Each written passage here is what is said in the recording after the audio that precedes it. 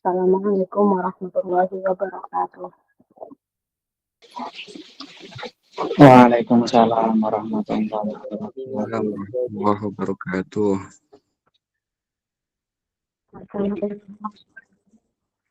warahmatullahi wabarakatuh. Assalatu wassalamu ala asyrafil anbiya'i wal mursalin sayyidina wa maulana Muhammadin wa ala alihi wa sahbihi ajma'in. Amma ba'd. Alhamdulillah alamin. Puji syukur semoga kita senantiasa panjatkan kehadirat Allah Subhanahu wa taala yang telah melimpahkan rahmat, taufik serta hidayahnya sehingga pada kesempatan ini kita dapat bertemu dalam keadaan sehat walafiat tanpa kurang suatu apapun. Salawat serta salam semoga senantiasa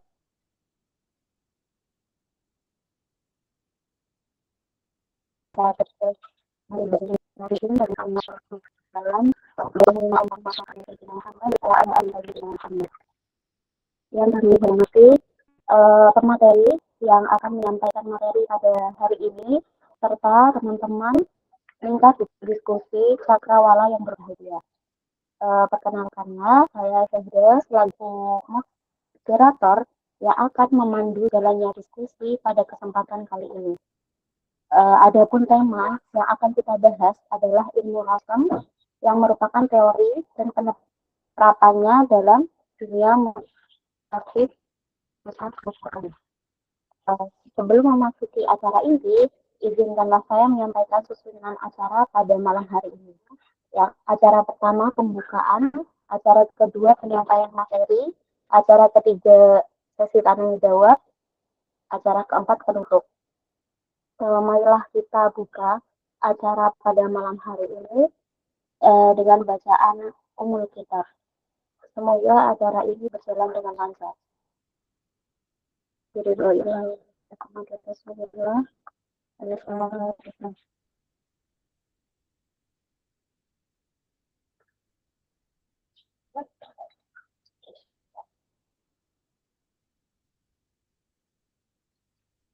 Baiklah, langsung aja kita masuk ke acara inti, yaitu penyampaian materi mengenai ilmu rasm Al-Quran. Sedikit pengantar, ilmu rasm merupakan salah satu cabang penting dalam studi Al-Quran yang membahas tentang tata cara penulisan mushaf Al-Quran, khususnya penulisan yang mengikuti kaidah mushaf rasm Utsmani.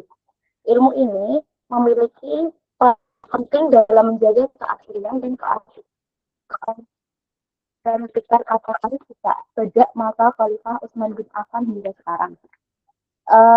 Salah satu perdebatan dalam kajian ulumul Quran yaitu mengenai status Rasul Utsmani, apakah ia bersifat tauqifi yang berdasarkan kepada petunjuk langsung Nabi Muhammad SAW atau merupakan hasil ijtihad para sahabat ketika menyusun mushaf pada masa Khalifah Utsman bin Affan. Perdebatan ini menunjukkan bahwa ilmu rasm bukan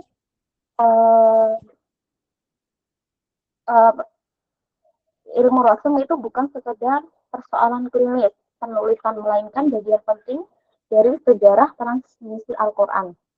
Mempelajari ilmu rasm ini menjadi sangat urgent karena perbedaan bentuk penulisan mushaf dapat mempengaruhi kemudahan membaca dalam melafalkan ayat Al-Quran. Pembaca yang terbiasa menggunakan mushaf standar Indonesia misalnya, itu bisa mengalami kebingungan ketika berhadapan dengan mushaf Madinah atau mushaf Maroko yang memiliki karakteristik penulisan yang berbeda, baik dari aspek tanda baca, bentuk huruf, maupun kaidah penulisannya. Diskusi ini akan mengenalkan khazanah ilmu rasm mushaf dan ciri khas yang membedakannya dengan rasm yang digunakan pada mushaf standar Indonesia. Baiklah, seperti itu kepada pemateri, waktu dan tempat kami persilahkan.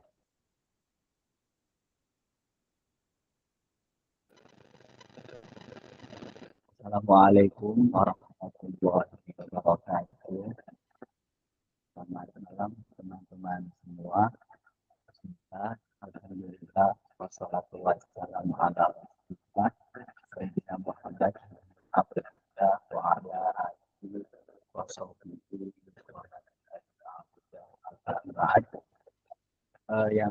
Muhammad, Ibu moderator, Mbak Syahda Ustadzah. Beliau merupakan teman kami, rekan kami. Dulu kita pernah satu atap, tepatnya ketika pasca sarjana di Universitas Islam Negeri Wali Songo Semarang.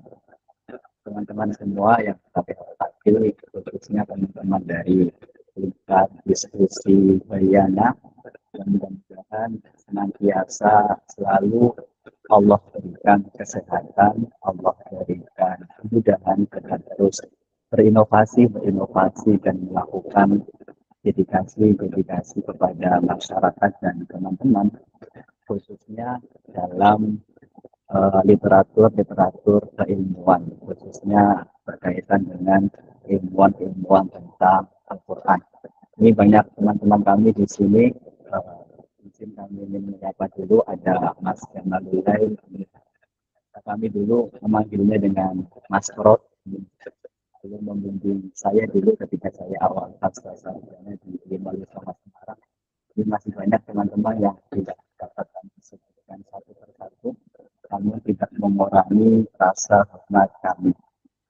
Alhamdulillah, seperti tema kita pada malam hari ini, kita teman-teman kita diskusi santai saja ya, kita mengalir, kita sama-sama belajar.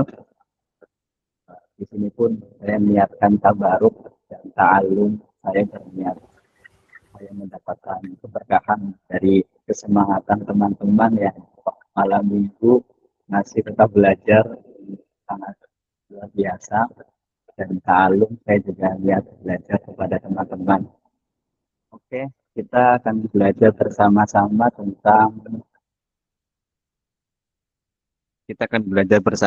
tentang Rosem Usmani, seperti tema kita pada malam hari ini. Tentu kita semua ketahui, teman-teman semua ketahui bahwasanya masyarakat itu umumnya menerima keberagaman penulisan atau cara tulis Al-Quran itu kadang tidak diiringi dengan pemahaman yang mendalam mengenai proses yang melatar belakanginya. Terkadang penerimaan tersebut menganggap itu sebagai suatu hal yang final, apalagi terkait dengan keal-Quranan, ini hal yang sangat suci, hal yang sangat terjaga dan lain sebagainya. Maka dari itu pada malam hari ini kami ingin mencoba mendiskusikan hal tersebut dengan teman-teman. Izin kami untuk membagikan layar.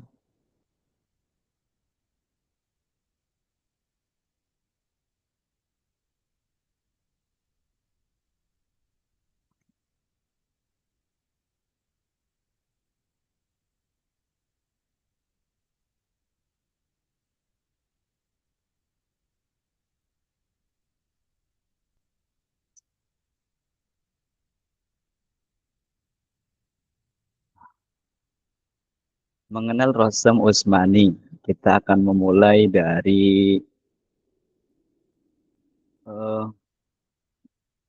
definisi. Apa sih itu Rosem Usmani? Ini kami mengutip dari kitab Samirut Tholibin karangan Ad-Doba. Jadi secara etimologi, Rosem itu berarti asar yang bermakna bekas atau peninggalan. Dan kata ini, kata al-asar itu memiliki beberapa sinonim seperti az-zubur, ar-roshmu, ar-rokum, ar-rokomu, dan as-satoru dan al-kitabah. Yang mana dari sinonim tersebut bermaknakan tulisan. Jadi rosem itu tulisan dari segi bahasa. Dan secara istilah, rosem adalah sebagai sistem penulisan kata dalam Al-Quran yang mana sistem penulisan kata tersebut telah mendapatkan ACC, telah mendapatkan persetujuan atau legitimasi dari Khalifah Utsman bin Affan, atau lebih tepatnya ketika pada standarisasi pembakuan tulisan mushaf Al-Quran kedua tahun ke-28 Hijriah. dari definisi ini kami ingin sedikit berbagi, kami ingin sedikit menekankan bahwasannya ketika kita berbicara tentang rosem, ketika kita berbicara tentang ilmu rosem, maka yang kita bicarakan di situ yang perlu ditekankan adalah rosem itu hanya sebatas batang tubuh huruf Al-Quran. Jadi rosem itu hanya menyangkut batang tubuh Al-Quran. Tidak berkaitan dengan titik, harokat, tanda baca, ataupun lain sebagainya. Yang mana ini nanti masuk ke dalam disiplin ilmu yang lain. Nah, di sini kami mencoba menjelaskan dengan memperbedakan antara rosem dan dobet. Kemudian yang kedua, rosem itu bukanlah kaligrafi, tetapi rosem itu berkaitan dengan kebahasaan. Kalau kaligrafi itu kan berkaitan dengan unsur keindahan penulisan. Tentu kedua hal ini itu berkaitan dari aspek sejarah perjalanan penulisan bahasa Arab. Nah, ini terkait tentang rosem. Sedangkan untuk titik, tanda baca, nah itu nanti masuknya ke ilmu dobet atau ilmu tentang tanda baca, simbol, dan lain-lain. Ini kami jelaskan. Kemudian setelah kita mengenal tentang definisi rosem, itu kita akan mengenal tentang 3 jenis rosem. Ini sebelum kita masuk ke rosem Usmani. Nah, adapun 3 kategori jenis rosem ini itu dikemukakan oleh Al-Handawi. Kalau Al-Khoroz itu mengemukakan bahwasanya jenis rosem itu ya hanya ada 2, yaitu rosem Usmani dan rosem Imla'i. Kalau menurut Al-Handawi, jenis rosem itu ada 3. Ini bisa teman-teman lihat. Yang pertama, rosem Harudi. Ini merupakan penulisan yang dipakai untuk kebutuhan ilmu sastra atau syair. Ini biasanya didasarkan pada penempatan wazan untuk kemudian diposisikan dengan keteraturan atau kadang dengan bahar-bahar. Kemudian rosem Usmani.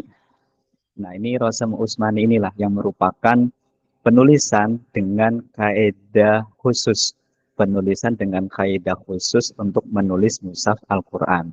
Dan yang ketiga ada rosem Imla'i, yaitu rosem atau penulisan yang sesuai dengan kaidah bahasa Arab yang umum digunakan sehari-hari, seperti untuk menulis laporan, menulis berita, dan lain sebagainya. Ini teman-teman kami sedikit cerita, ini supaya diskusi kita pada malam hari ini itu mengalir ya. Kebetulan kami sekarang di Lajnah Pentasihan Mushaf Al-Quran, meskipun baru beberapa bulan, alhamdulillah kami pernah bercengkrama dengan Gus Baha untuk sedikit ngaji tentang rosem. Kala itu bulan Maulid tahun lalu, tahun 2025, tepatnya bulan Maulid ketika Gus Baha menjadi narasumber di Bait Al-Quran Pak Quraish Shihab. Itu kita dikumpulkan, kemudian ngaji rosem bersama. Beliau menyederhanakan definisi rosem Usmani dengan sederhana, namun esensinya begitu mengena. Pertama, beliau mengapresiasi karena, wah luar biasa, hari ini, zaman sekarang masih ada yang mau menekuni rosem, itu hal yang luar biasa, itu kata Gus Baha. Kemudian beliau mendefinisikan rosem Usmani itu ya penulisan yang menyalahi. Beliau menggunakan diksi yang menyalahi. Ini bisa teman-teman cek dan cross-check di berita website Lajnah Pentasihan Mushaf Al-Quran, itu ditulis oleh teman kami, itu Gus Baha mengatakan hal demikian. Jadi rosem Usmani itu ya penulisan yang menyalahi kaidah bahasa Arab, namun untuk memfasilitasi perbedaan qiraat. Nah, itu kata Gus Baha. Jadi menyalahi kaedahnya itu dengan berbagai alasan. Salah satunya alasannya itu untuk memfasilitasi qiraat di dalamnya. Misalnya penulisan kata maliki. Itu kenapa setelah mim, kalau rosem Usmani itu nggak pakainya alif, tapi pakainya fathah qaimah atau fathah berdiri atau alif sohir, atau dalam kaedahnya nanti akan dijelaskan itu hadful alif, pembuangan alif. Jadi ma liki itu mimnya pakainya fathah berdiri. Ini untuk memfasilitasi kiroat yang bacaan mimnya itu pendek, dan ini sederhananya seperti itu, tapi mungkin perinciannya juga sangat banyak. Ini ketika pembahasan ilmu rosem. Ini kita sepil sedikit. Kemudian setelah jenis rosem, sebelum kita menuju ke kaidah-kaidah tentang rosem, kita sedikit kilas balik sejarah tentang perjalanan penulisan Al-Quran. Tepatnya pada masa Nabi Abu Bakar dan Utsman bin Affan. Ini tentu perlu kita urai sedikit sebagai fondasi, bahwasanya ternyata perjalanan Al-Quran sampai kita baca hari ini, sampai kita kaji hari ini itu melalui proses yang lama dan panjang, yang mana itu ternyata banyak problem juga yang menyertainya. Dengan perjalanan Al-Quran tersebut, maka di dalamnya juga ada perjalanan rosem di situ. Kita mulai dari masa Nabi, teman-teman. Masa Nabi itu penulisan Al-Quran, ulama memaknainya dengan menghimpun Al-Quran, yang mana penghimpunan itu terbagi dua, ada hifdzus sudur dan jam'ul awal. Yang pertama menghimpunnya di hafalan-hafalan para sahabat dengan cara dihafal oleh para sahabat. Kemudian yang kedua itu menghimpunnya dengan cara menuliskan kepada benda-benda yang dapat ditulis atau disebut dengan jam'ul awal. Itu ketika masa Nabi Muhammad. Kemudian di masa Abu Bakar, ini teman-teman tahu tentunya ketika terjadi perang Yamamah, kemudian banyak para hufat, kemudian para qurra yang syahid atau meninggal, itu terjadi kekhawatiran, yang mana akhirnya sahabat Umar bin Khattab itu menginisiasi dan mengusulkan agar Abu Bakar itu mengumpulkan mushaf-mushaf yang ditulis pada era Nabi. Nah, singkatnya seperti itu. Kemudian ketika masa Umar,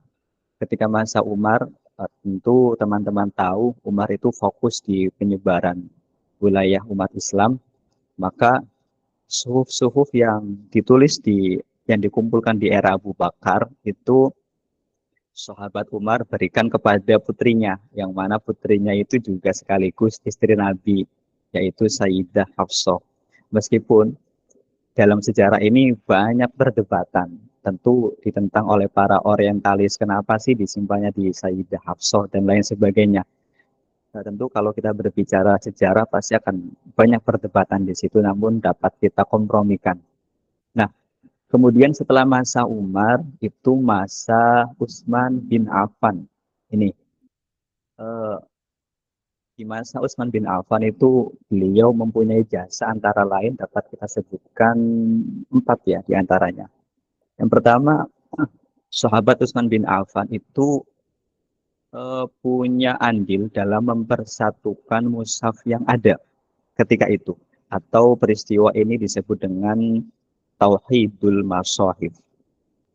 Kemudian pembentukan panitia 4 penulis Al-Quran, tentu penulisan ini juga dengan aturan-aturan tertentu. Yang ketiga, pembakaran mushaf selain mushaf Utsmani. Nah, ini jadi ketika Islam sudah menyebar luas, masa Umar, kemudian masa Utsman, ini Islam sudah mapan, Islam sudah masuk ke Armenia, Azerbaijan, kemudian ternyata di situ terjadi perdebatan, bahkan pertengkaran tentang perbedaan kiroat, yang mana satu sama lain mengklaim kiroatnya yang paling benar, yang mana itu akhirnya dilaporkan kepada Utsman bin Affan, kalau nggak salah oleh sahabat, siapa itu namanya, oleh sahabat Hudzaifah al-Yamamah atau siapa itu, kurang lebih itu yang melaporkan kepada sahabat Utsman bin Affan agar kemudian Utsman bin Affan mengambil tindakan. Nah, tindakan inilah yang dilakukan oleh Utsman bin Affan, maka dari itu kemudian penulisan yang di ACC atau penulisan yang kemudian mendapatkan legitimasi dari sahabat Utsman ini kemudian dikenal dengan Rosem Utsmani. Kalau bahasanya Gus Baha itu kebetulan disahkannya ketika masa Khalifah Utsman bin Affan. Itu kurang lebih seperti itu secara sederhananya. Meskipun sebenarnya dalam sejarah ini tentu sangat panjang. Kemudian mengirimkan mushaf disertai para qurra. Ini yang kemudian perlu kami tekankan juga, ini sebagai dalil wajib.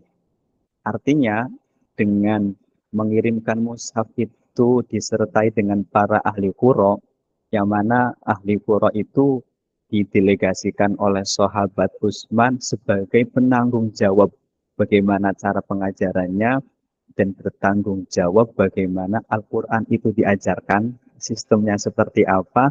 Ini menunjukkan salah satu dalil penguat bahwasanya pengajaran Al-Quran itu ya tetap bertolak pada aspek riwayat, bukan hanya pada aspek tulisan, tetapi tetap bertolak pada aspek riwayat. Kemudian ini juga menjadi dalil bahwasanya Rosem itu tidak berdiri sendiri, tapi Rosem itu berdiri dengan qiraat dan berdiri dengan riwayat. Kemudian kita lanjut ke slide berikutnya. Lalu bagaimana dengan hukum penulisan mushaf Al-Quran dengan Rosem Utsmani? Tentu ini juga akhirnya mendapatkan pandangan dari para ulama yang kemudian melahirkan 3 mazhab.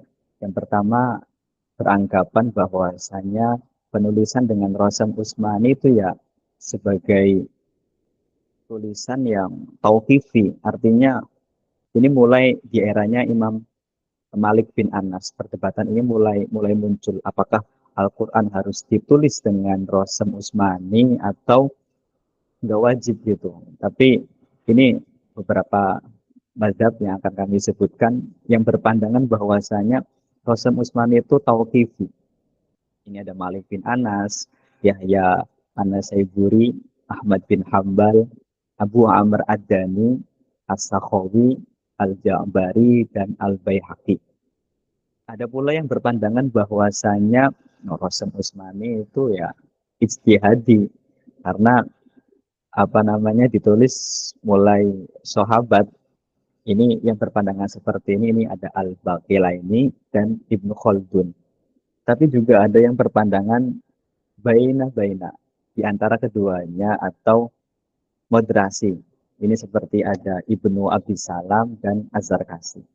Lalu bagaimana kami menyikapinya? Kalau kami lihat di buku catatan penulis pedoman umum penulisan dan pentasihan mushaf Al-Quran, Lajnah Pentasihan Mushaf Al-Quran itu berpegang pada Rosem Utsmani adalah tauqifi. Meskipun tauqifi di sini itu tetap diperdebatkan. Tauqifi ashabi atau tauqifi yang langsung dari Kanjeng Nabi, langsung dari Allah Subhanahu wa taala. Tetapi yang perlu ditekankan bahwasanya di sini adalah bahwa tulisan itu adalah budaya suatu bangsa.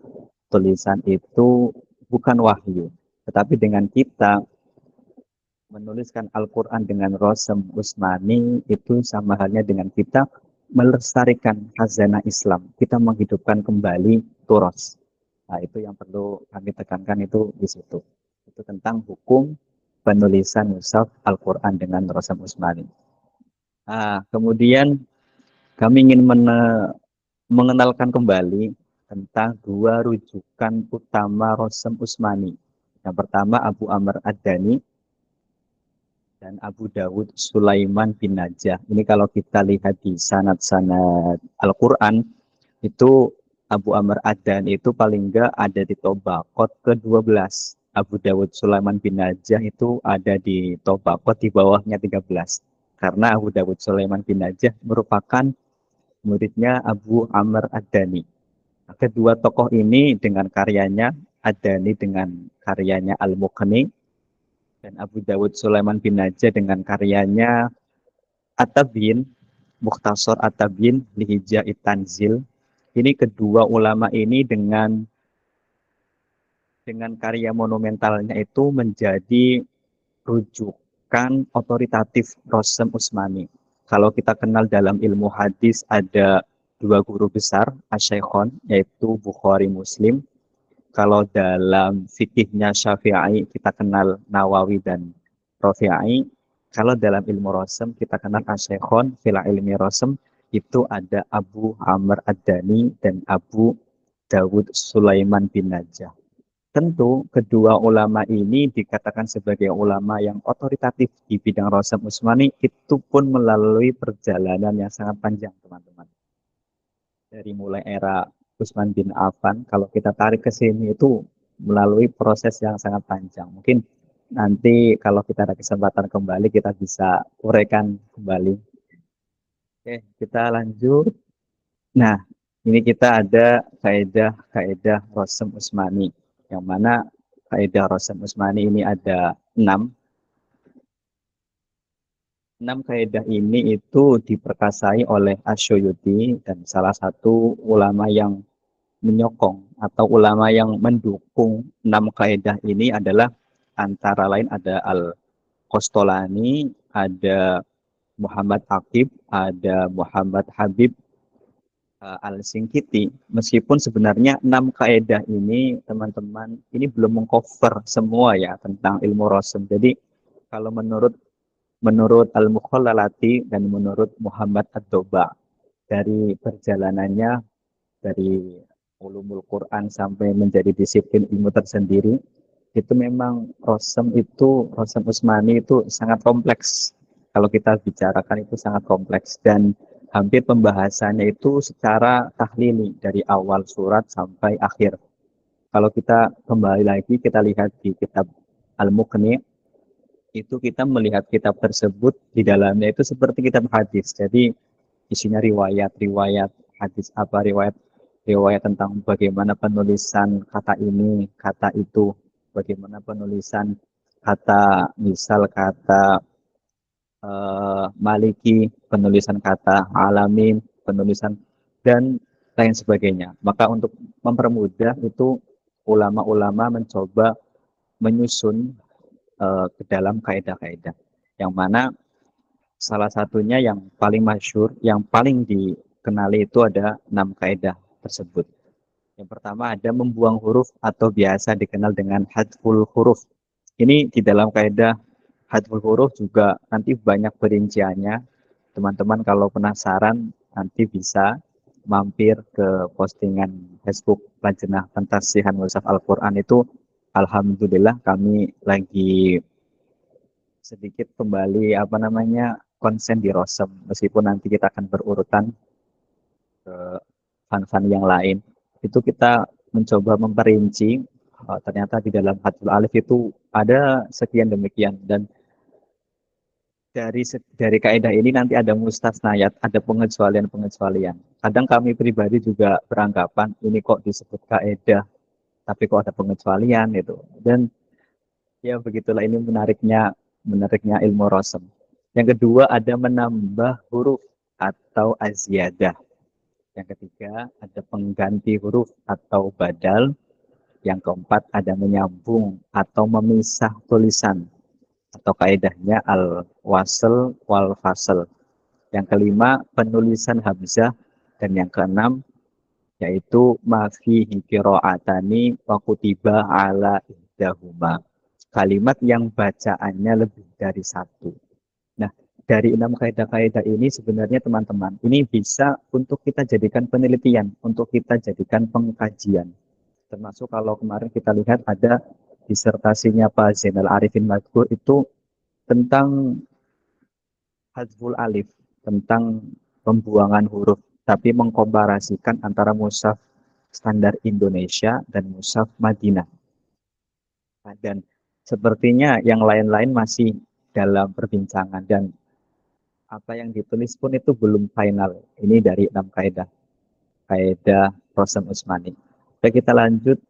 Nah, ini kita mengenal mushaf standar Indonesia. Jadi Indonesia punya mushaf standar yang diterbitkan oleh Lajnah Pentasihan Mushaf Al-Quran itu melalui keputusan Menteri Agama nomor 25 tahun 84. Jadi perjalanan Al-Quran di Indonesia pun sangat panjang. Kalau kita lihat dalam sejarah itu melewati 9 kali muker, musyawarah kerja ulama Al-Quran, baru menghasilkan 3 mushaf standar, yang mana 3 mushaf standar itu dijadikan pedoman pentasihan, atau pentasihan itu ketika Al-Quran sebelum diedarkan, sebelum dicetak itu dari penerbit kemudian ditasihkan atau dikoreksi, itu yang menjadi rujukannya ya mushaf standar ini, yaitu ada mushaf standar Usmani, mushaf standar Bahriyah atau pojok, dan mushaf standar Braille. Nah, kita ada mushaf standar isyarat, ini baru dan satu-satunya di dunia, teman-teman. Dan ini pun masih bisa sangat bisa, dan novelty-nya sangat tinggi untuk kita kaji, untuk kita teliti kembali. Ini mushaf standar Indonesia. Ini standar Usmani, kita berikan contoh sampel gambarnya. Ini yang saya foto, ini mushaf standar Usmani cetakan 2025. Ini standar Bahriyah. Teman-teman nanti bisa cermati perbedaannya di mana. Ini masih standar, mushaf standar Indonesia.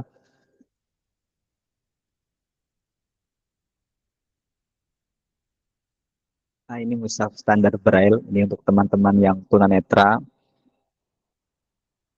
Pakai kode-kode. Ini awal mulanya sejarahnya itu dari Prancis. Kemudian mengalami panjang sejarahnya. Nanti di lain waktu mungkin kita bisa ulas kembali. Ini mushaf isyarat. Ini yang terbaru dan insya Allah satu-satunya di dunia yang baru di launching di Indonesia. Dan menggali ta'arif mushaf standar Indonesia. Dan ini teman-teman yang ingin kami berbagi bahwasanya di dalam mushaf itu nanti ada ta'arif. Dari ta'arif itulah kemudian kita bisa menggali sistem yang ada di dalam mushaf tersebut. Kira-kira rosemnya itu, rosem Usmani mentarjikan ke siapa. Jadi nanti dalam literatur rosem Usmani dalam perjalanannya itu nanti kita akan ada mengenal istilah tentang tarjih riwayat atau penguatan riwayat. Paling enggak ini dimulai dari eranya Al-Mukhallalati, salah satu ulama Mesir yang menginisiasi mushaf Al-Quran itu dicetak dengan tarjih riwayat. Kalau kita membandingkan dengan mushaf-mushaf sebelum abad 19 awal, eranya Al-Mukhallalati, itu masih belum tarjih riwayat. Kalau kata Al-Mukhallalati itu, kita kan kitabnya banyak, kenapa kita nggak tarjih riwayat? Itu seperti itu. Nah, kalau mushaf standar Indonesia itu bisa kita lihat pada paragraf ketiga. Pada paragraf ketiga ini bisa kita amati teman-teman bahwasanya wa kullu harfin minal huruf hadal mushaf asyarif muwafiqan binazirihi min tilkal masahif alama rawahu asy-syaikhon Abu Amr Ad-Dani fi kitabi Al-Muqni wa Abu Dawud Sulaiman bin Najah fi kitabi Mukhtasar At-Tabin fi Hija'it Tanzil ma'a tarjihi riwayah Abu Amr Ad-Dani indal ikhtilaf ghaliban. Jadi ketika terjadi perbedaan antara riwayat Abu Amr Ad-Dani dan Abu Dawud Sulaiman, maka yang dipakai oleh mushaf standar Indonesia itu ma'atarjihi riwayah Abu Amr Ad-Dani. Maka yang diambil adalah pendapatnya Abu Amr Ad-Dani. Ghaliban, meskipun secara umum. Nah, ini kalau di ta'rif mushaf standar Indonesia. Termasuk di sini juga dijelaskan dobetnya mengikuti ulama siapa, wakaf tidaknya mengikuti ulama siapa. Dan ini yang mungkin bisa menjadi dasar untuk penelitian dengan membedakan mushaf standar negara lain. Nah, kita mencoba menggali mengenal mushaf standar Madinah. Ini kami pada malam hari ini coba menekankan di dua mushaf standar saja, karena mushaf standar Madinah itu yang memang beredar luas di Indonesia, ataupun nanti kalau mengenal mushaf yang lain bisa teman-teman searching dan melihat lokasi atau titik perbedaan dari mushaf-mushaf tersebut. Mushaf standar Madinah itu mengacu pada mushaf edisi Mesir 1923 edisi Raja Fuad I dengan tarjih Abu Dawud Sulaiman dan Dobet Masyariqoh. Tarjih Abu Dawud Sulaiman artinya kalau tadi kita baca di mushaf standar Indonesia itu kan ketika dalam perbedaan penulisan antara riwayatnya Abu Amr Ad-Dani dan Abu Dawud Sulaiman, yang mana kedua tokoh ini menjadi sumber otoritatif penulisan Rosem Usmani, ketika terjadi perbedaan, kalau mushaf standar Indonesia itu mengambil pendapatnya Abu Amr Ad-Dani, kalau mushaf Madinah dia mengambil atau menguatkan pada pendapatnya Abu Dawud Sulaiman. Maka dari itu, dari sisi Rosem pasti akan berbeda. Maka dari itu, dengan perbedaan ini bisa menjadi suatu kajian atau penelitian lebih lanjut. Ini terkait Rosem. Nanti tinggal kita implementasikan atau aplikasikan kepada 6 kaidah yang tadi sudah kita sebutkan. Entah itu di kaidah pembuangan, di kaidah penambahan, di kaidah hamzah, atau di kaidah fasal wasal dan lain sebagainya. Ini sedikit saya ambil gambaran. Qul a'udzu birabbin nas ila akhirih. Semua. Ini masih mushaf Madinah. Nah, ini ta'arif mushaf Madinah. Kalau di ta'arif mushaf standar Indonesia itu di paragraf ketiga, di mushaf Madinah itu di paragraf kedua.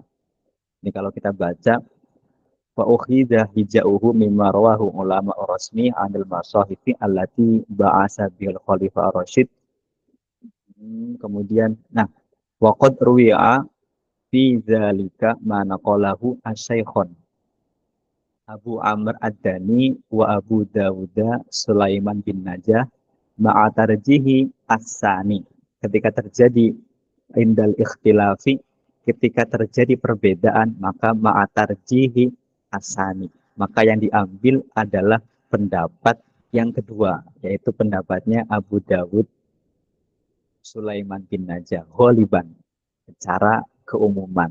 Nah, ini bisa menjadi penelitian lebih lanjut. Nah, kami sedikit karena tadi kita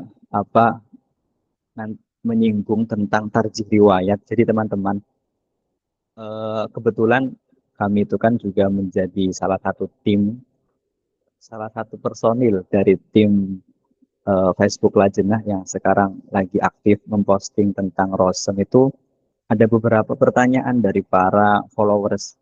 Salah satunya ada yang bertanya, kok mushaf standar Indonesia cetakan sebelum 2018 itu banyak perbedaan dengan cetakan sekarang. Misalnya pada kata rofi'ain, khosiin, atau dan lain sebagainya. Yang cetakan sebelum 2018 itu pakai alif misalnya. Kalau cetakan sekarang itu tidak pakai alif atau pakainya fathah qaimah atau alif sohir. Nah, itu karena kita sudah pakai tarjih riwayat. Artinya mengambil riwayat dari asy-syaikhon tersebut, Abu Amr Ad-Dani atau Abu Dawud Sulaiman bin Najah. Tentu mushaf standar Indonesia itu mengambilnya pendapatnya Abu Amr Ad-Dani.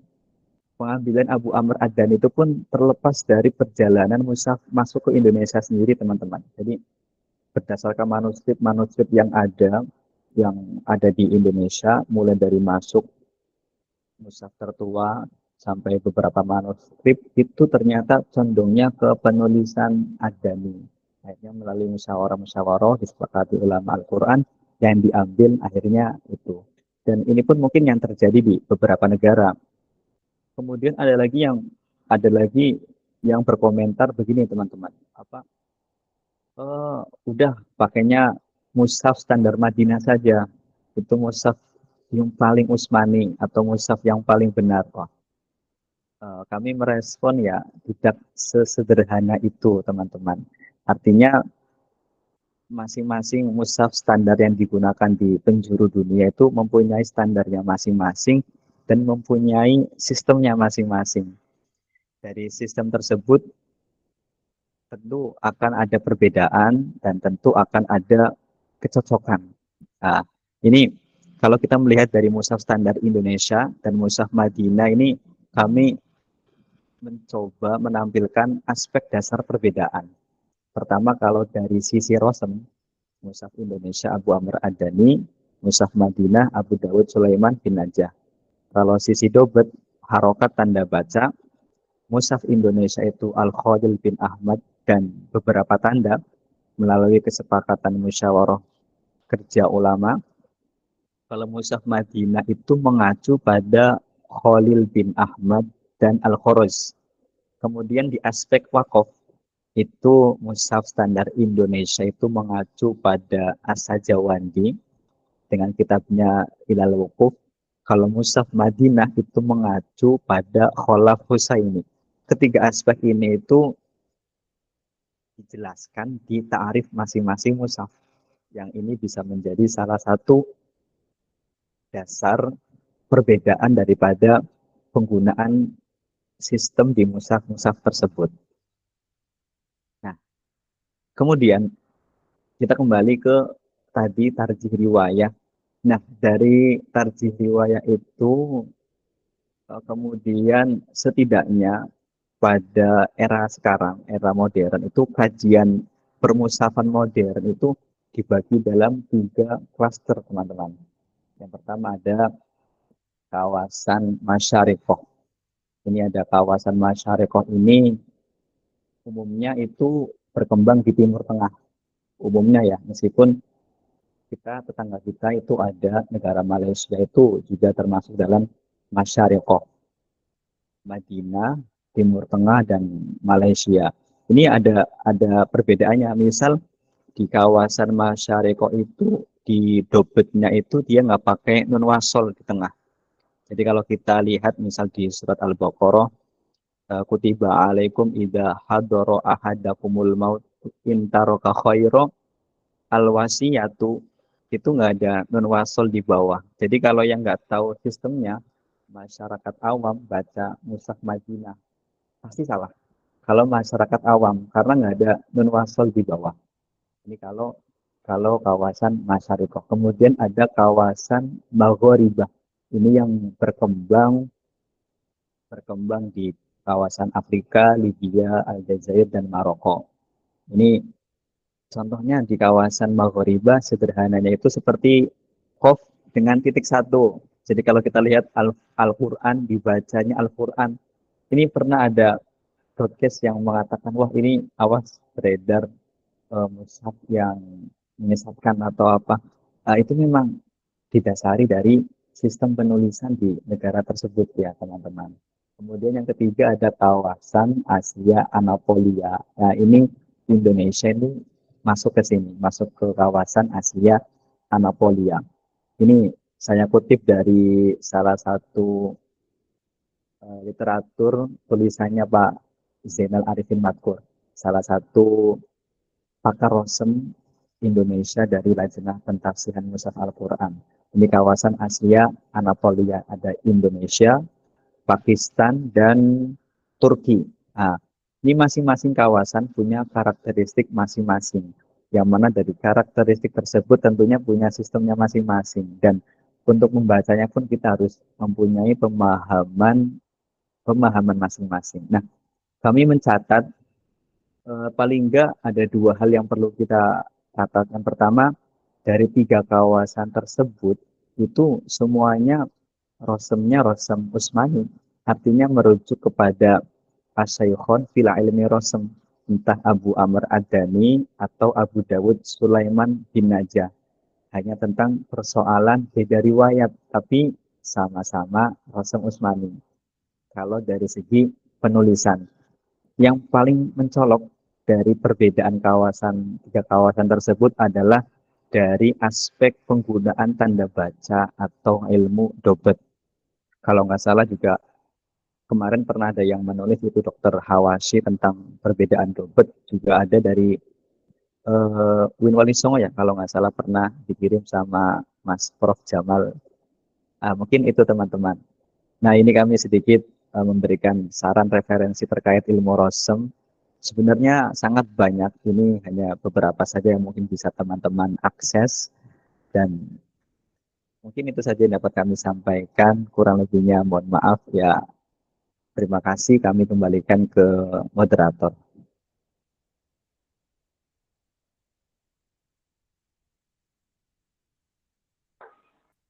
Terima kasih kami sampaikan kepada pemateri atas penyampaian materi yang sangat luar biasa dan sangat mudah dipahami. Selanjutnya, kita memasuki sesi tanya jawab. Kepada teman-teman yang ingin bertanya, dipersilahkan mengangkat tangan terlebih dahulu. Monggo.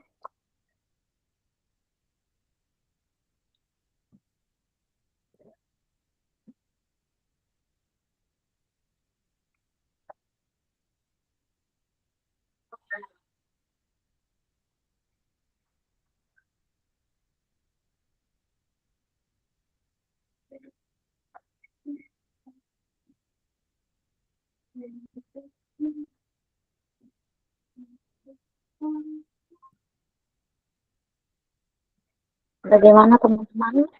Apakah sudah paham dari pemateri? Mas Nadir, monggo. Oh, ada Bang Najib ya. Mbak Muna dulu. Kami siapkan juga, kami berikan 3 pertanyaan saja untuk diskusi kali ini. Jadi siapa dulu, tapi Mbak Muna dulu apa Mas Najib?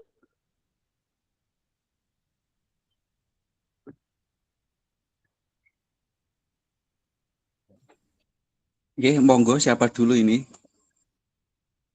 Ada Bang Najib ya. Najib. Ya, maksudnya siapa dulu tadi? Siapa yang angkat tangan lagi ya? Terserah moderator mau siapa Tadi dulu. kayaknya itu Mbak Muna ini. Ya, monggo Mas Najib. Ya, terima kasih banyak atas waktunya dan saya sangat berterima kasih kepada pemateri pada malam hari ini yang telah membuka lembaran-lembaran baru tentang ilmu Rosem Usmani ya, yang mana ilmu Rosem ini sebenarnya sangat kompleks sekali seperti yang dijelaskan oleh pemateri kita yaitu Mas Muhammad Athoillah Mubarak Furi.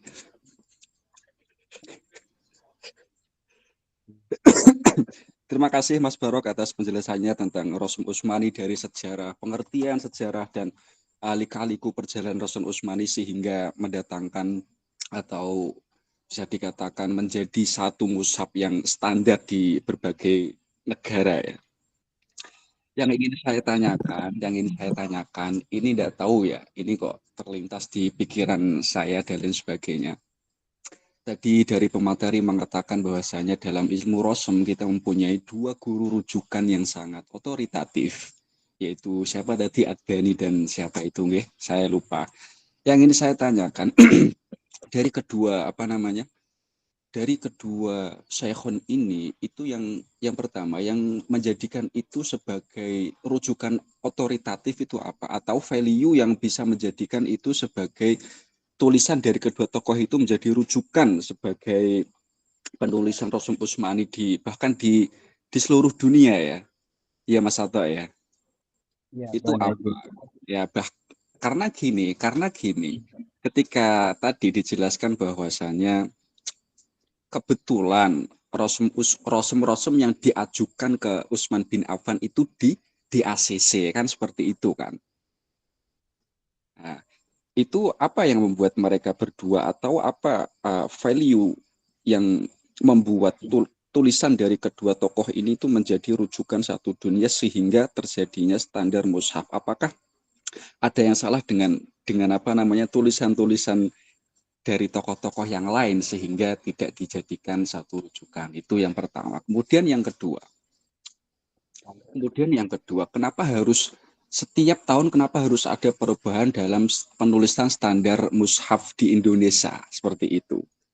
Bukannya tadi Mas Ato atau pemateri mengatakan seharusnya kan dari Lajnah Pentasyah Al-Quran mempunyai database sistem atau home base sistem untuk penulisan yang sudah pakem. Terima kasih.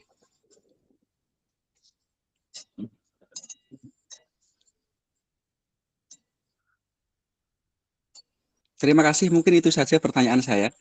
Monggo dilanjut pertanyaan yang lain ya. Terima kasih atas pertanyaannya Mas Najib. Selanjutnya teman-teman ada yang ingin bertanya lagi?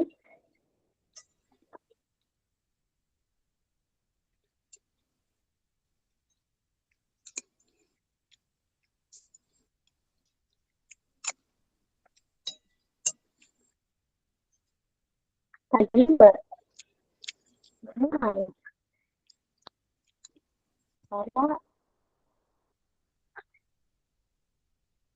saya pun bertanya.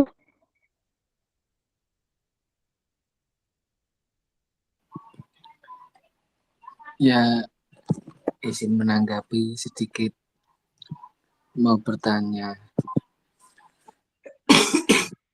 Ternyata Mas Gimana? Iya, monggo. Iya. Gini, Prof. Syahda, kalau di apa namanya, kebanyakan di mushaf yang sekarang itu kan tidak menggunakan tulisan-tulisan ataupun menggunakan khot yang sudah ada pada zaman dahulu ya. Artinya ini menggunakan khot yang lebih mudah dibaca. Kenapa kok tidak menggunakan misalnya khot Khofi yang mungkin itu lebih indah tulisannya, itu kenapa? Atau menggunakan khot-khot yang lain yang bisa dikatakan tulisannya itu lebih apa ya, lebih bagus lah, gitu aja. Terima kasih. Baiklah, terima kasih pertanyaannya Prof. Husni. Selanjutnya saya bakal tutup pertanyaannya. Selanjutnya ada yang bertanya lagi, satu namanya dipersilahkan.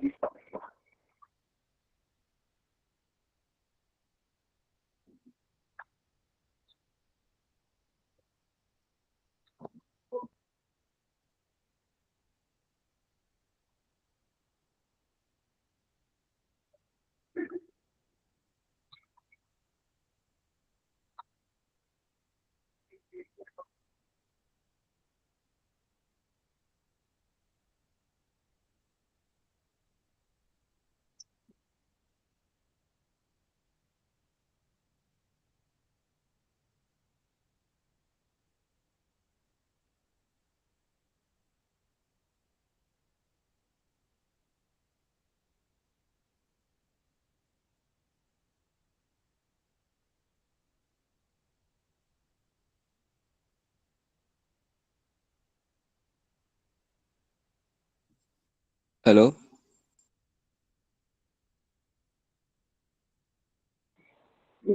Ya mungkin sambil nunggu pertanyaan yang lain bisa itu ya Mbak ya. Nanti dua pertanyaan bisa dijawab dulu, nanti sekalian nunggu teman-teman mempersiapkan pertanyaannya. Oke, Mm-mm. pemateri, Mas pemateri, cek. Ya, boleh. Pertanyaan yang pertama dari Mas Najib,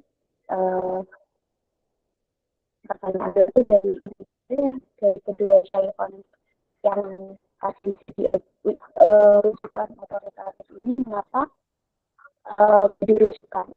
Kenapa beliau, apa keistimewaan beliau dari para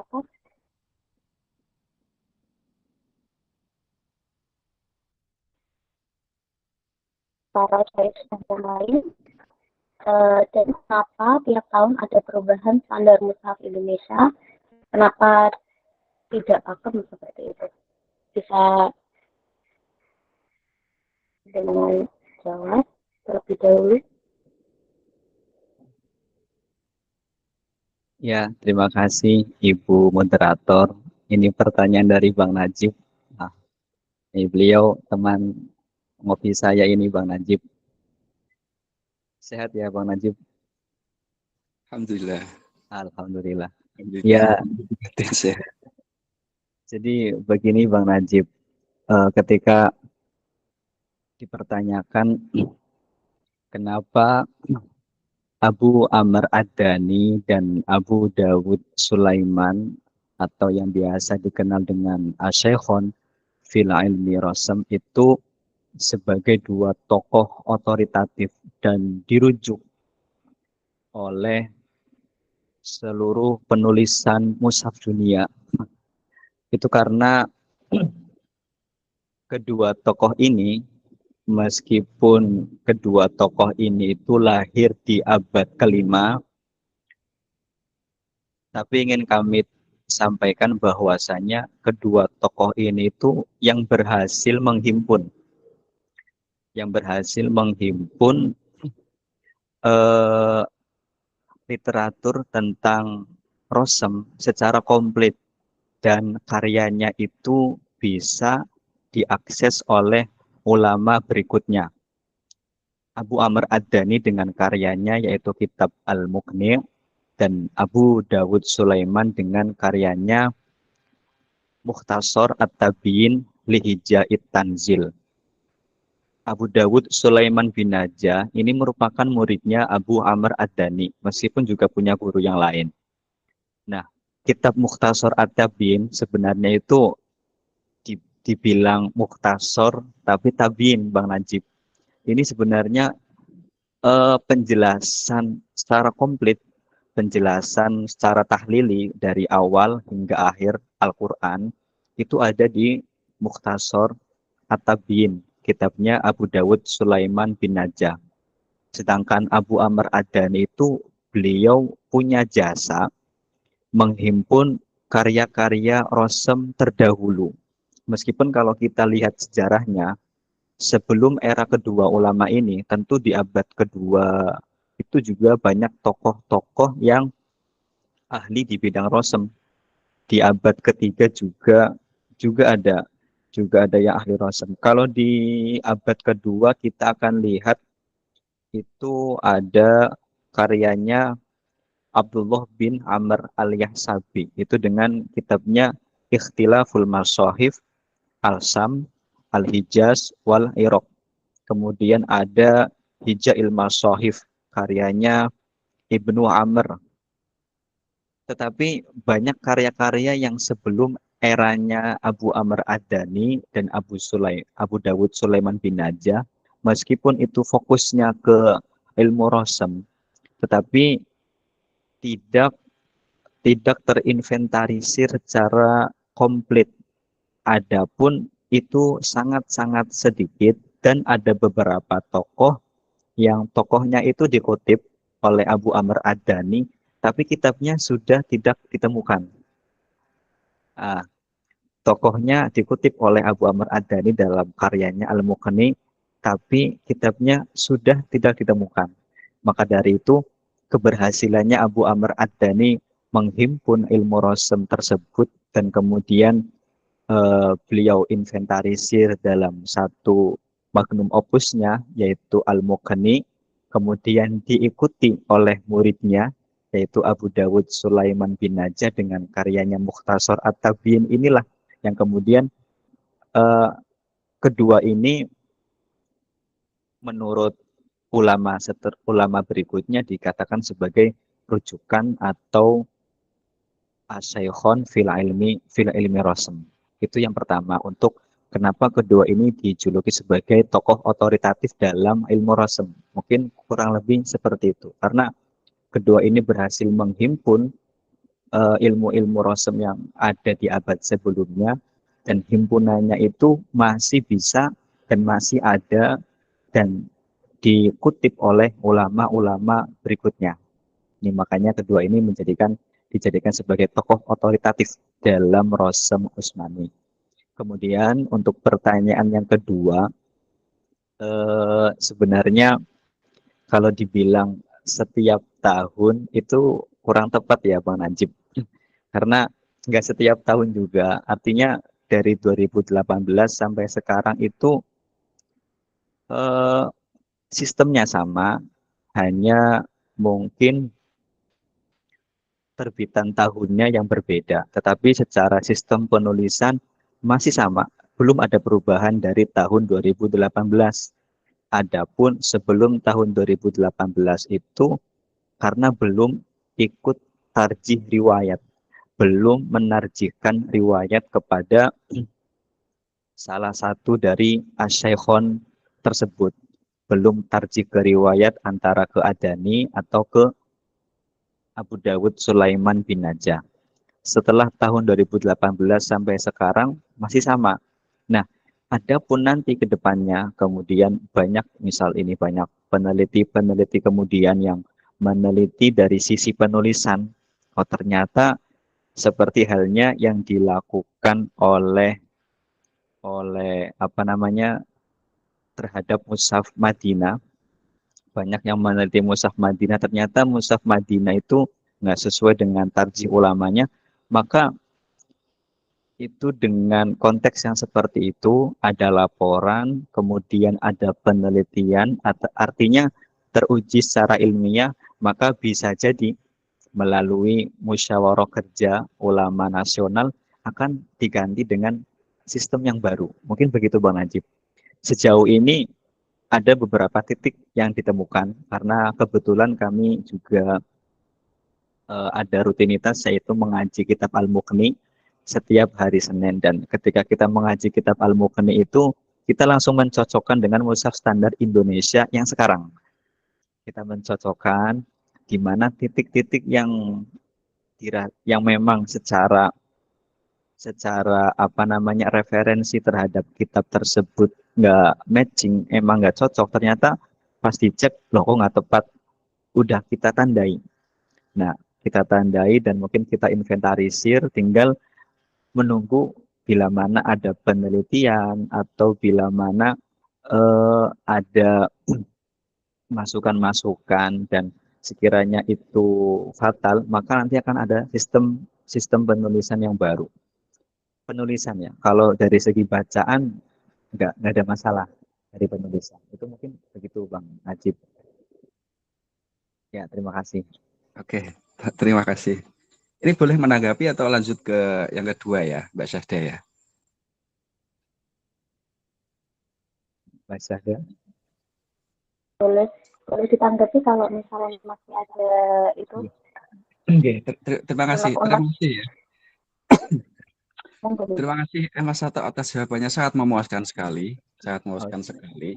Dan saya ingin sedikit menanggapi kaitannya dengan tadi ya, apalagi ketika dari tim Ajidah Pentasih Al-Quran mulai mengkaji kitab Al-Muqni untuk menyelaraskan riwayat Rasm Utsmani kepada mushaf standar Indonesia yang sekarang, itu gini. Bentar, berarti gini, selama sampai ketika mulai mengaji kitab Muqni itu berarti selama ini mushaf yang beredar itu bisa dikatakan gimana Mas? Salah atau mungkin mengambil dari riwayat lain. Nah, itu yang pertama. Kemudian tanggapan yang kedua, ini yang membuat saya agak bingung ya. Soalnya ketika saya diskusi dengan teman-teman itu ada yang mengatakan apakah perbedaan penulisan rosem itu merubah makna atau tidak gitu. Karena ini kaitannya dengan ini Mas, kayaknya tadi Mas Barok sebutkan tentang 6 kaidah dasar yang sangat yang sangat sering dipakai dalam penulisan Al-Quran kan yang keenam ya, mafihi qiraatani tadi loh Mas.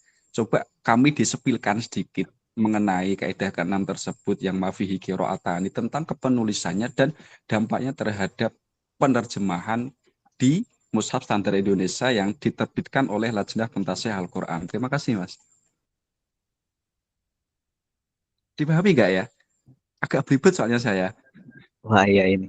Ini langsung ditanggapi apa gimana, Bu Iya, moderator? Monggo ngalir saja. Ya, jadi mana ya? Jadi begini Bang Najib ya. Eh, ketika kita mengaji kitab Al-Mughni setiap hari Senin itu kan di sisi lain juga sebagai peningkatan kompetensi dasar para pegawai. Kemudian kita juga mencocokkan terhadap mushaf standar Indonesia. Kemudian apakah mushaf yang beredar di Indonesia sekarang itu salah atau gimana? Tentu jawabannya nggak salah. Tentu jawabannya nggak salah. Adapun terkait dari tadi kepenulisannya dengan tren tarjih riwayat, dengan tren tarjih riwayat atau menarjikan kepada riwayat as-syekhon itu meskipun melalui beberapa kali musyawarah kerja ulama Al-Quran, ya namanya itu pasti kan tidak lepas dari keluputan, tidak lepas dari keluputan dan itu secara salah atau enggak itu enggak salah, tetapi pasti nanti akan ada temuan baru, mungkin begitu Bang Najib, ada temuan baru dan ada pembaharuan bila mana itu dirasa perlu. Sekiranya tidak perlu, belum menjadi problem, artinya masih aman-aman saja, maka akan tetap berada pada posisinya. Mungkin begitu Bang Najib. Tetapi ketika nanti menjadi suatu problem, dikomentari, dikritisi, ketika ada penelitian apa, maka kita sudah ada semacam titik-titik yang memang sudah kita kaji ulang gitu. Meskipun sebelumnya telah dikaji oleh para ulama terdahulu. Mungkin begitu Pak Najib. Itu untuk yang pertama ya. Kemudian untuk yang kedua tentang kaedah yang keenam, mafihi qiraatan wa kutiba ala ihdahuma, tentang kaedah keenam dalam penulisan mushaf Al-Quran. Apakah ketika penulisannya berbeda itu kemudian akan berimpact kepada penerjemahan atau penafsiran? Mungkin begitu ya, Bang Najib ya? Iya, betul. Iya, iya, Mas. Apakah itu akan berimpact kepada penerjemahan, kepada penafsiran? Tentu karena kalau mafi qiraatan wa kutiba ala ihdahuma, nanti itu kan berkaitannya dengan kata ya Bang Najib, berkaitannya dengan kata. Nanti kalau dengan terjemah, kalau dengan tafsir itu kan kata juga kaitannya dengan kalimat, dengan struktur kalimat dalam konteks ayat tersebut. Mungkin akan berkaitannya dengan itu. Tetapi kalau dari sisi penulisan mafi qiraatan wa kutiba ala ihdahuma, artinya penulisan itu ditulis dengan berpeluangnya ada dibacanya dengan kiroat yang lain. Berpeluangnya dibaca dengan kiroat yang lain. Itu mafi kiroatan wa kutiba ala ihdahuma. Sedikit yang baru kami tahu itu Sekilas mungkin seperti itu Bang Najib. Kalau berimpact atau berimplikasinya terhadap terjemah atau penafsiran mungkin itu bahasan yang lain ya. Karena kalau terjemah dan tafsir itu kan apa namanya kaitannya itu kan nanti bukan hanya dengan kata, tapi juga dengan struktur kata, juga dengan kalimat. Mungkin seperti itu Bang Najib. Ya, ya. Terima kasih Mas Barok. Ya, sama-sama Bang Najib. Oke, oke.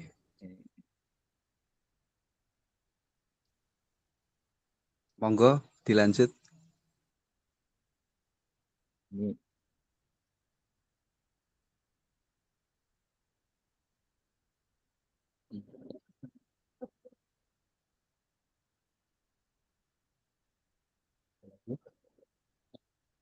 gimana Bu Moderator?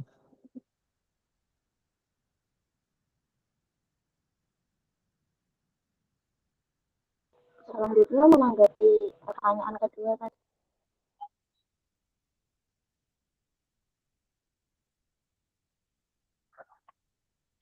Yang mana Bu Moderator?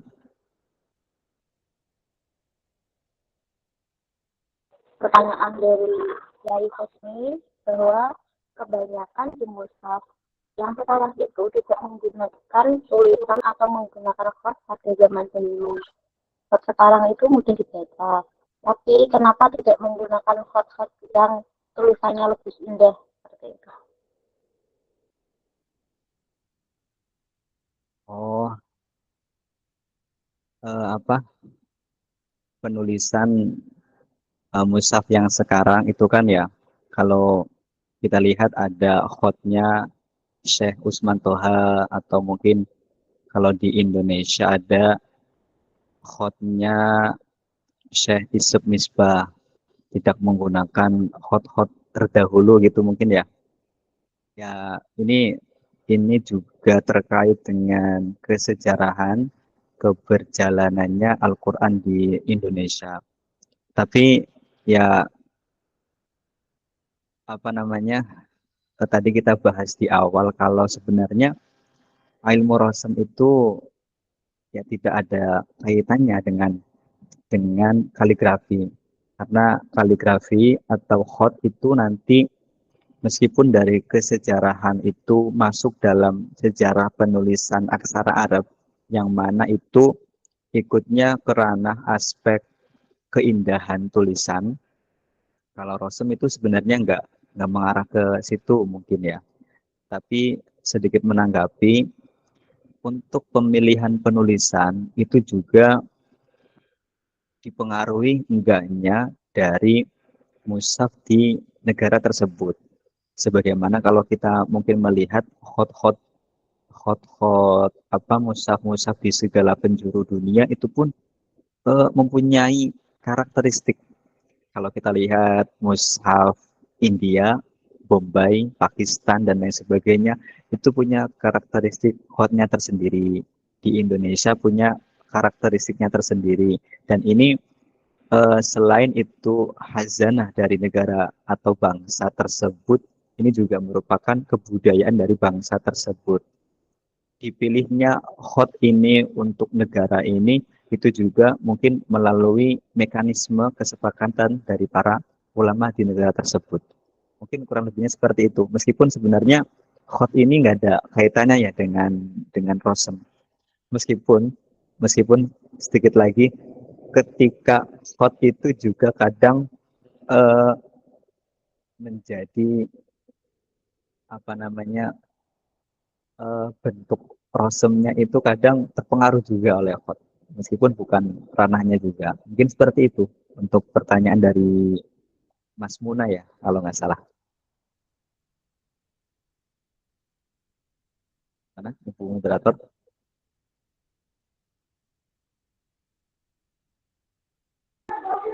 Berarti itu tadi intinya khot sama apa namanya custom itu tidak berkaitan itu mas Ya mas ya.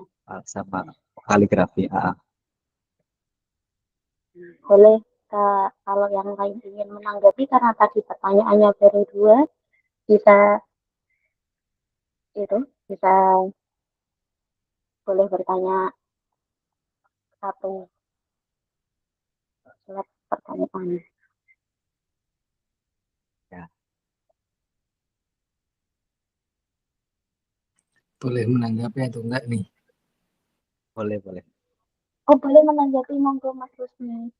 Boleh, Rusmi.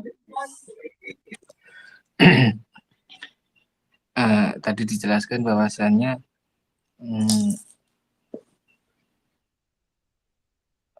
Terus kemana ya?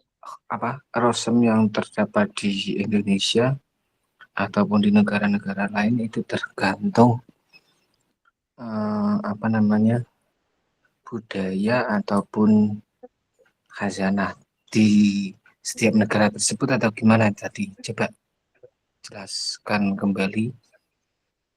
Kemudian pertanyaannya, apakah ulama yang terdahulu, berarti sebelum sampai ke Indonesia, itu berarti ulamanya sudah bisa memprediksi bahwasannya, oh ini rakyat Indonesia sebaiknya pakainya ini, oh ini rakyat India pakainya ini, oh ini rakyat Amerika pakainya ini, atau bagaimana? Apakah sudah bisa memprediksi seperti itu? Terima kasih. Ini langsung ditanggapi aja ya, biar tektokan ya. Jadi mungkin begini, ya, izin Bu Moderator. Jadi mungkin ya begini Mas Muna, eh, sedikit yang kami ketahui, dari sedikit yang kami baca mungkin dari beberapa literatur, penulisan mushaf di penjuru dunia itu eh, bukan kemudian ulama itu memprediksi ya, tetapi lebih pasnya itu berdasarkan manuskrip-manuskrip yang ditemukan, kemudian berdasarkan mushaf-mushaf yang telah beredar, kemudian dikumpulkan oleh para ulama. Jadi kalau kita lihat literatur, ini dilakukan juga di Madinah, dilakukan juga di negara-negara lain, termasuk di Indonesia, dihimpun berdasarkan manuskrip yang terdata. Dari ribuan manuskrip yang ada, itu kan akan melihat kecondongan bentuk tulisan. Ini meskipun kalau kita mengarahnya ke khot ya, bukan ke rosem. Eh, kalau ke khot, ke kaligrafinya, itu kemudian akan muncul para ulama dari hasil musyawarah, maka akan merumuskan bahwasanya ini corak yang telah beredar, corak penulisan yang telah beredar. Ini meskipun caranya kaligrafi, dan mungkin kami juga masih sedikit yang kami ketahui, belum terlalu membidangi, itu akan muncul muncul corak, oh ini mushaf yang telah beredar, maka penulisannya akan begitu. Dan mungkin eh, berkaitan dengan kebudayaan juga, artinya berkaitan dengan bawaan dari negara-negara tersebut, itu juga pengaruh kalau dari sisi penulisan, mungkin begitu. Kita yang bahasa nasionalnya kesehariannya Indonesia, dengan penulisan kita yang Indonesia dengan penulisan masyarakat negara lain yang setiap harinya bahasa Arab misal, itu pun akan terjadi corak yang berbeda. Mungkin dari sisi itu Mas Muna, untuk dari apa namanya, kenapa nggak pakai penulisan terdahulu gitu. Jadi yang jelas ulama itu akan mengambil suatu sikap atau ijtihad memudahkan untuk memudahkan di wilayahnya, untuk memudahkan pembacaan masyarakat di kalangannya. Mungkin seperti itu. Baca pesan gimana ya? Bagaimana yang resmi? Tanggapan. Iya. Berarti bisa disimpulkan bahwasannya itu rosem yang beredar di ataupun mushaf yang beredar di Indonesia itu berdasarkan manuskrip, begitu ya? Betul. Termasuk ini, Mas Muna, sedikit menambah ya. Ketika dalam tarif mushaf standar Indonesia, kenapa ini kami ulas sedikit ya. Padahal yang menggema di dunia itu, yang menggema dari tarjih riwayat itu rata-rata mentarjih riwayatkannya itu kepada riwayatnya Abu Dawud Sulaiman bin Najah. Kenapa? Karena salah satunya ini diberkasai oleh percetakan Al-Quran Al-Mujama' di Madinah. Tentu kita tahu Al-Mujama' Madinah itu kan bisa menghasilkan sekian ribu sekali cetak. Dan orang-orang itu haji, apa tuh namanya, umroh, itu kan kadang pulang bawa Al-Quran, bawa mushaf Madinah. Itu makanya pada gencar dengan mentarjih riwayatnya Abu Dawud Sulaiman bin Najah. Tetapi Indonesia itu berani dengan mengambil tarjih riwayat Abu Amr Ad-Dani dari sisi penulisan Rosem ya. Dan ternyata kalau kita telusuri kenapa para ulama muker, musyawarah kerja nasional secara bertahap sampai 9 kali muker kemudian berani menetapkan tarjihnya kepada Abu Amr Ad-Dani, ternyata ini berdasarkan manuskrip yang ada. Manuskrip yang ada itu kecondongannya itu ke penulisannya, meskipun enggak semuanya Utsmani, ada Imla'i, itu kecondongannya kepada riwayatnya Abu Amr Ad-Dani. Maka dari sisi itu ulama kita sebelumnya, ulama Al-Quran Indonesia itu, wah, berarti Al-Quran yang telah beredar itu secara umum merujuknya ke Abu Amr Ad-Dani untuk lebih memudahkan, untuk lebih mensyiarkan sama-sama Rosem Utsmaniyah. Akhirnya di sisi Rosem pun mentarji kepada Abu Amr Ad-Dani. Ini kalau melihat dari sisi sejarah mungkin kurang lebihnya seperti itu. Ya, kita kembalikan ke Mbak Moderator. Baiklah, terima kasih. Bagaimana teman-teman? Apakah ada pertanyaan lagi? Mungkin Mas Prof Jamal mau menambahkan perspektif yang berbeda. Ini guru saya beliau. Ini ada yang bertanya tidak? Apa menambahi Mas Jamal? Kalau tidak, saya yang bertanya. Kan tadi kan bahwa ilmu rasul itu kan untuk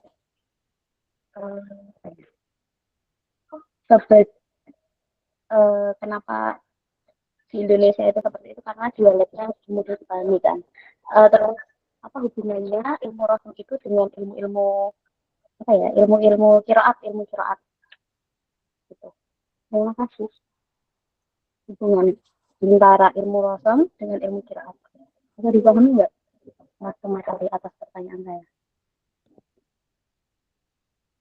Oh iya, Bu Moderator. Ini sebenarnya Bu Moderator lebih tahu nih daripada saya. Ya mungkin kurang lebih begini Mbak Syahda, hubungannya antara Rosem dengan Kiroat itu kalau kita tarik ke belakang, kita ambil kesejarahan. Pertama bisa kita ambil dari sini. Ketika sahabat Utsman itu mengirimkan mushaf-mushaf ke negara-negara Islam, itu sahabat Utsman bukan hanya mengirimkan mushaf, tetapi juga mendelegasikan qurra. Dengan sahabat Utsman itu mengirimkan mushaf dan mendelegasikan qurra, di sini menjadi salah satu tadi kami ucapkan di awal dalil wadih bahwasanya pembelajaran Al-Quran itu tetap dari aspek riwayat, bukan aspek penulisan. Itu yang pertama, hubungan antara Rosem dan Qiraat. Kemudian yang kedua, dari landasan itu pula hubungan antara Rosem dan kiroat bisa kita lihat dari definisi rosem. Yang tadi kalau di awal kami menyebutkan, ya ini menurut Gus Baha ya. Kata Gus Baha itu, rosem Usmani adalah penulisan yang menyalahi kaidah bahasa Arab untuk memfasilitasi kiroat. Artinya hubungan berikutnya adalah rosem Usmani itu sedemikiannya dengan kaidah khusus, itu salah satunya sebagai fasilitas bagi pembaca, sebagai kiroat. Artinya ada elaborasi di sini. Dan yang ketiga, dengan dalil yang sama, maka dapat kita tarik bahwasanya pembahasan rosem yang begitu kompleks sebagai disiplin ilmu, yang sampai sekarang mungkin belum final, dan pembahasan ini itu pembahasan rosem itu tidak masyhur di Timur Tengah. Jadi kalau mungkin teman-teman tertarik dengan membahas rosem, ini mungkin novelty-nya akan sangat besar. Dan salah satu yang menjadi dasar kami juga menekuni meskipun baru sebentar adalah ketika kami sowan ke Dr. Asin Saha Muhammad, itu beliau langsung berpesan, ayo toh segera tulis atau baca-baca terkait ilmu-ilmu kemushafan, karena ini jarang ditulis loh, bahkan oleh anak-anak IKI, anak-anak PTIK, anak-anak UIN, ini jarang ditulis. Ini hazanah Islam. Ini rohnya Al-Quran itu ada di sini nih. Kalau nggak kita siapa lagi? Termasuk beliau juga mengomentari di Ajenapan Tafsir Mushaf Al-Quran. Itu hubungan yang ketiga. Jadi Rosem itu dengan sebagai fasilitas kiroat kalau dari sisi definisi. Kemudian hubungannya lagi apa? Kalau kita lihat, jadi ini nyambung dengan tadi pertanyaannya Bang Najib ya. Ketika kita mengatakan Abu Amr Ad-Dani dan Abu Dawud Sulaiman bin Najah sebagai dua tokoh otoritatif dalam rujukan utama Rosem Usmani, maka kedua tokoh ini atau kemudian ulama-ulama berikutnya itu dalam kajian Rosem Usmani, mereka itu akan mempunyai rujukan, mempunyai referensi, yang mana rujukan ini tuh referensi itu yang mengalami perjalanan yang panjang, baik secara ru'yah maupun bainar ru'yah wariwayat. Dan kalau kita tarik Abu Amr Ad-Dani, Abu Dawud Sulaiman bin Najah ke atasnya itu, maka sanadnya nyambung kepada imam-imam kiroat. Jadi ada hubungan apa antara rosem dan kiroat? Pertama bisa kita lihat dari hubungan kesejarahannya, bisa kita lihat hubungan itu dari definisinya, bisa kita lihat juga dari praktek aplikasinya, dan yang keempat bisa kita lihat hubungan antara rosem dan kiroat ini dari segi periwayatannya. Mungkin sedikitnya itu, meskipun kalau ditarik masih banyak lagi kayaknya. Mungkin itu Ibu Moderator.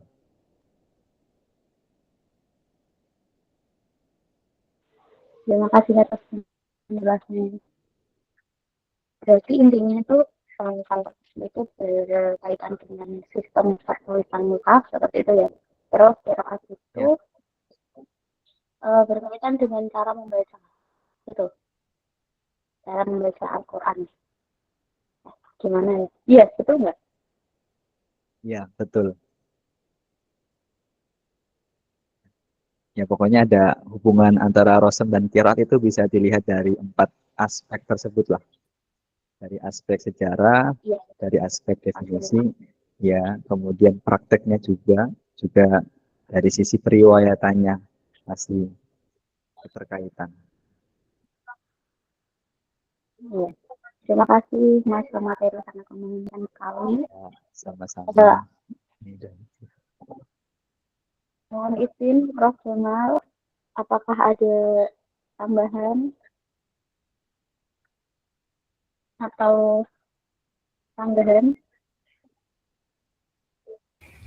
Cukup insya Allah, Mbak. Oh, ini Mas Prof. Jamal katanya lagi enak badan.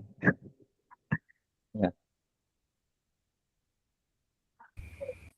Aman Mas, ini tadi habis dengerin materi langsung fit lagi. Alhamdulillah. Alhamdulillah. Mantap, mantap. Kalau sudah ya. Karena ketemu semuanya ya.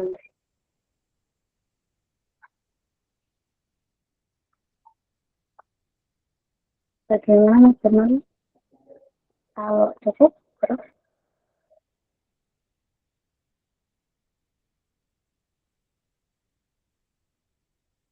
apakah ada diskusi lagi itu dari para hadirin? Monggo nanti Izu langsung. Oh, ada Bang Izu. Ustaz Izu. Saya masih ini tadi komen bikin jurusan teknik Rosem biar nggak dihapus. Ya mungkin ini sedikit menyampaikan ya, izin Ibu Moderator. Kami juga kemarin itu berdiskusi dengan teman kami, dia dosen di Institut Bakti Negara Tegal. Oh sekarang Universitas Bakti Negara Tegal ya. Beliau ini alumni pasca sarjana di UIN Sunan Kalijaga Yogyakarta. Itu kita diskusi itu kebetulan dia mengikuti AIAT di Cirebon kalau nggak salah November 2025 ya. Itu ada diskusi ringan di situ yang mana untuk apakah ini ilmu rosem itu masih tetap jadi mata kuliah wajib atau dimasukkan ke dalam kesejarahan saja gitu. Dan dari diskusi itu ada beberapa beberapa tokohnya, beberapa audiens yang mengusulkan untuk ya ilmu rosem ini meskipun mungkin di era kontemporer era sekarang itu apa ya sedikit peminat ya mungkin karena dilihat mungkin nggak relevan, mungkin lebih lebih tertarik ke kajian-kajian penafsiran atau kajian-kajian yang sekarang lagi tren. Tetapi justru dari itulah para tokoh kemudian mengusulkan untuk wah ini ilmu rosem ini ilmu yang penting. Ini rohnya Al-Quran ada di sini. Sedangkan penafsiran-penafsiran itu kan munculnya dari Al-Quran itu sendiri. Kalau nggak kita yang menjaganya AIAT, maksa mau fakultas yang lain begitu kan. Akhirnya malah kalau bisa itu ilmu rosem ini kita elaborasi dengan penelitian-penelitian yang sekarang lagi tren, misal dengan penelitian digital. Jadi mungkin bisa ilmu rosem ini kita elaborasi dengan media-media digital.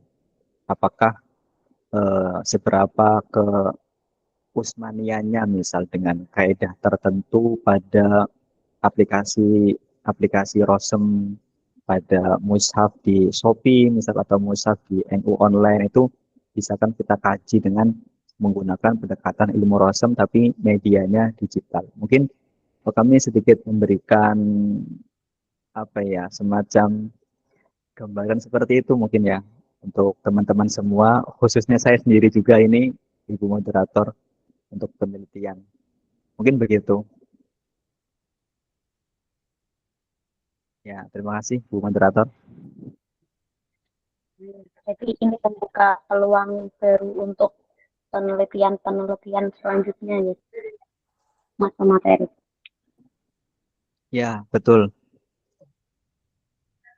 Sangat terbuka untuk Ya. penelitian berikutnya dan bisa dielaborasi dengan penelitian digital. Mungkin begitu. Baiklah. Berarti diskusi ini selesai ya, karena tidak ada yang menanggapi. Insya Allah cukup puas oleh jawaban para materi dan para penanya. Sesi tanya jawab berakhir. Maka berakhirlah seluruh rangkaian diskusi pada malam minggu ini. Semoga ilmu yang pemateri sampaikan bermanfaat untuk kita. Saya selaku moderator mengucapkan terima kasih dan kepada pemateri dan seluruh peserta yang telah mengikuti jalannya diskusi ini dengan baik.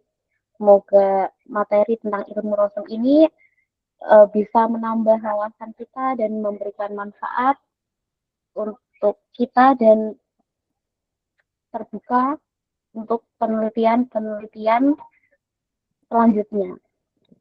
Apabila selama saya memandu acara pada malam hari ini terdapat tutur kata maupun sikap yang kurang berkenan, saya mohon maaf yang sebesar-besarnya.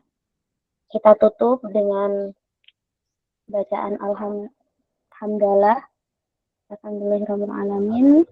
Akhirul kalam. Wassalamualaikum warahmatullahi wabarakatuh. Waalaikumsalam warahmatullahi wabarakatuh. Saya izin keluar ya. Dibaca dulu itu pesan dari Prof. Jamal.